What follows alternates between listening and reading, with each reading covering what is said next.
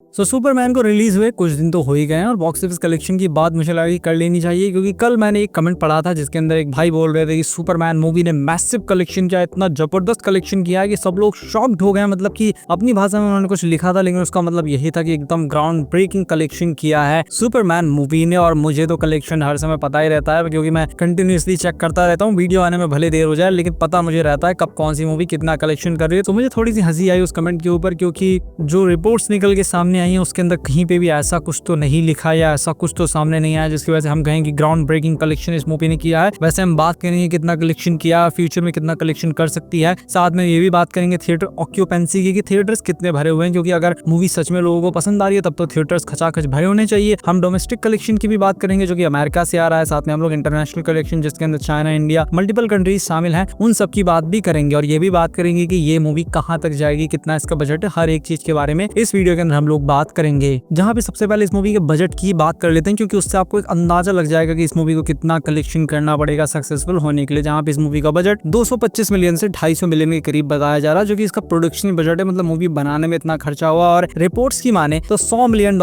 Extra इसके ऊपर लगे हैं, जो कि मार्केटिंग बजट है, क्योंकि मूवी की मार्केटिंग करनी पड़ेगी। काफी तगड़ी मार्केटिंग वैसे इस बार की भी है इन लोगों ने, जो कि समझ में भी आ रहा है, क्योंकि इसी मूवी से डीसीयू का फ्यूचर निर्धारित होगा। वैसे हम आगे फ्यूचर की भी बात करेंगे कि अगर ये मूवी फ्लॉप हो गई तो क्या डीसीयू खत्म हो जाएगा, उसकी बात भी हम करेंगे। लेकिन पहले बॉक्स ऑफिस कलेक्शन की बात करते हैं, जहां पे इसका बजट अगर हम सिर्फ 225 मिलियन या चलिए 250 मिलियन पकड़ लेते हैं कि 250 मिलियन इस मूवी का बजट है, तो इस मूवी को ब्रेक इवन तक आने के लिए $500 मिलियन एटलीस्ट कमाने होंगे। और रिपोर्ट्स की माने तो इस मूवी को एक थोड़ा सा प्रॉफिट जनरेट करने के लिए एक ठीक ठाक, मतलब इसको कहें कि नाक नहीं कटवाई है मूवी ने, मूवी ठीक ठाक सक्सेसफुल हो गई है, तो इस मूवी को $700 मिलियन कमाने होंगे। जहां पे अभी का जो इसका बॉक्स ऑफिस कलेक्शन है वो है $270 मिलियन, यानी $217 मिलियन, जहां पे $122 मिलियन डोमेस्टिक कलेक्शन है, यानी कि खुद अमेरिका से ये कलेक्शन आया है, और $95 मिलियन वर्ल्ड वाइड कलेक्शन है, जिसमें चाइना, इंडिया और मल्टीपल कंट्रीज, टोटल 70 कंट्रीज के अंदर रिलीज हुई है, उन सभी कंट्रीज का मिला के। बाकी अगर सिर्फ इंडिया की बात करें तो इंडिया से अभी तक इस मूवी ने रफ डेटा है, जो कि थर्ड डे का अभी तक कलेक्शन निकल के सामने आया नहीं है, लेकिन 25 करोड़ रुपए इस मूवी ने इंडिया से कमाए। बात करें कि बॉक्स ऑफिस कलेक्शन तो काफी अच्छा लग रहा है, अगर 250 मिलियन भी बजट है तब भी 217 मिलियन तो इस मूवी ने कमाई ली है। तो यहाँ पे एक चीज आपको समझनी होगी कि शुरुआत में मूवी का बज़ बहुत था, उन्होंने बहुत सारा पैसा मार्केटिंग के ऊपर खर्च किया, और अगर मार्केटिंग के ऊपर 100 मिलियन खर्च किया, जो कि मुझे लग रहा है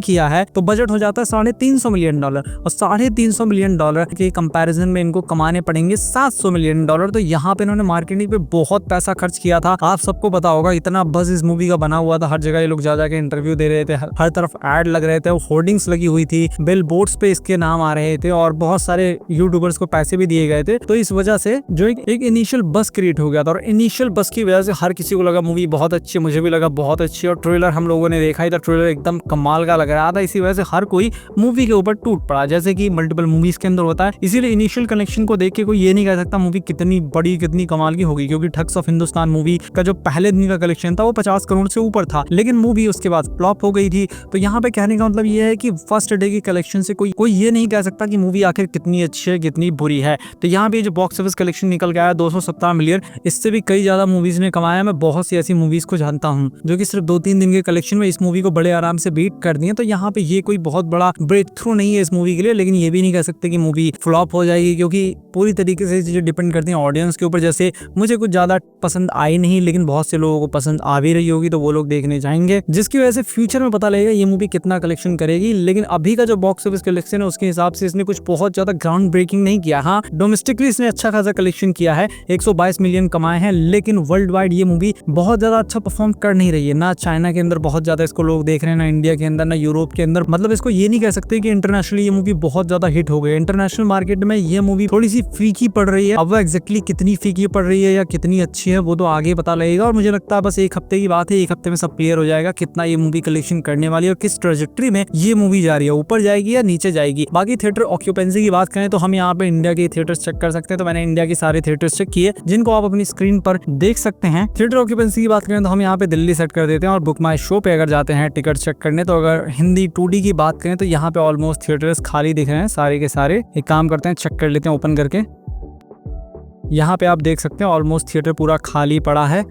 अगर फ्यूचर डेट की बात करें तो वहाँ पे भी ऑलमोस्ट थिएटर खाली पड़ा है। एक थिएटर यहाँ पे भरा हुआ दिख रहा है जो कि बहुत छोटा सा थिएटर है, लेकिन ऑलमोस्ट सभी थिएटर्स यहाँ पे खाली दिखाई दे रहे हैं। अगर 3D की बात करें तो यहाँ पे भी ऑलमोस्ट थिएटर्स खाली दिखाई दे रहे हैं। अगर IMAX 3D की बात करें तो यहाँ पे भी ऑलमोस्ट सभी थिएटर्स ग्रीन दिखाई दे रहे हैं, मतलब कि खाली हैं।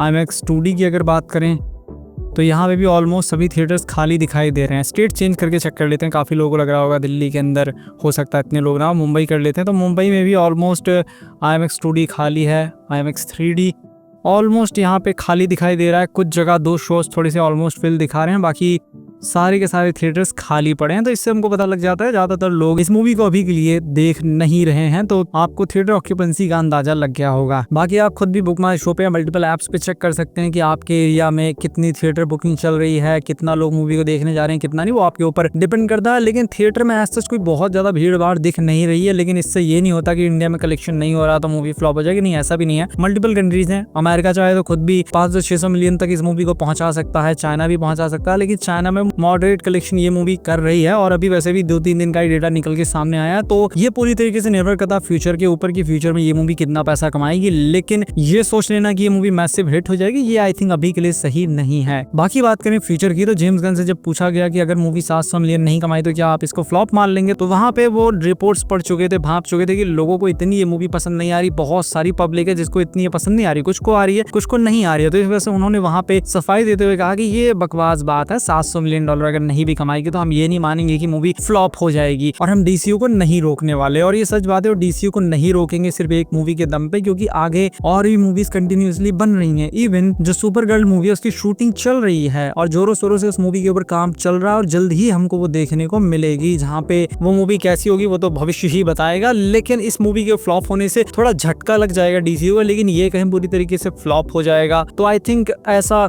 नहीं हो सकता, क्योंकि 2-4 मूवी एटलीस्ट इनको चेक तो करनी पड़ेगी कितना वो परफॉर्म कर रही है बॉक्स ऑफिस के ऊपर। जहां पे मेरा अगर खुद का मैं सजेशन दूं तो इनको जैक स्नाइडर को वापस ले आना चाहिए DC के अंदर, जहां पे वो वापस मैन ऑफ स्टील के साथ में एक DCU की शुरुआत करें। देखिए अभी बहुत कुछ बिगड़ा नहीं है, थोड़ी बहुत चीजें यहाँ पे गड़बड़ हो गई हैं तो कोई बात नहीं, वो फ्यूचर में फिक्स हो सकते हैं, खाली इनको सही निर्णय लेने हैं। और ये जो मूवी इन्होंने बनाई है सुपरमैन वाली, ये मूवी कॉमिक फैंस को हो सकता है काफी पसंद आ रही हो, जो लोग कॉमिक बुक पढ़े हैं। देखिए मैंने तो आज तक कोई कॉमिक पढ़ी नहीं है, मैं सिर्फ एक ही सुपरमैन को जानता हूँ, हेनरी कैविल। और सुपरमैन मेरी नजर में होना चाहिए तो सिर्फ और सिर्फ हेनरी कैविल जैसा एकदम पावरफुल होना चाहिए, जो कि प्लैनेट तक को डिस्ट्रॉय कर सके। क्योंकि हमने बहुत हाई स्टेक की मूवीज देख ली है और उससे नीचे का कुछ भी हमको पसंद नहीं आने वाला। और अगर लोग कॉमिक की दुहाई देंगे तो मैं बता दूं, कोई कॉमिक नहीं पढ़ता है। 99.99% लोग कॉमिक्स कभी पढ़ते नहीं है, ना कभी पढ़ेंगे, वो सिर्फ मूवी देखने जाते हैं इंटरटेनमेंट के लिए। तो इस वजह से कॉमिक की दुहाई मत दीजिए। मूवी फ्यूचर में कितनी सक्सेसफुल होगी कितनी नहीं वो पता लग जाएगा, लेकिन अभी के हिसाब से जो बॉक्स ऑफिस कलेक्शन निकल के सामने है वो नॉर्मल से बॉक्स ऑफिस कलेक्शन है। डोमेस्टिकली इसने कुछ रिकॉर्ड तोड़े होंगे, लेकिन जो वर्ल्ड वाइड कलेक्शन है वो नॉर्मल कलेक्शन है। बाकी आप कुछ दिन और रुक जाइए,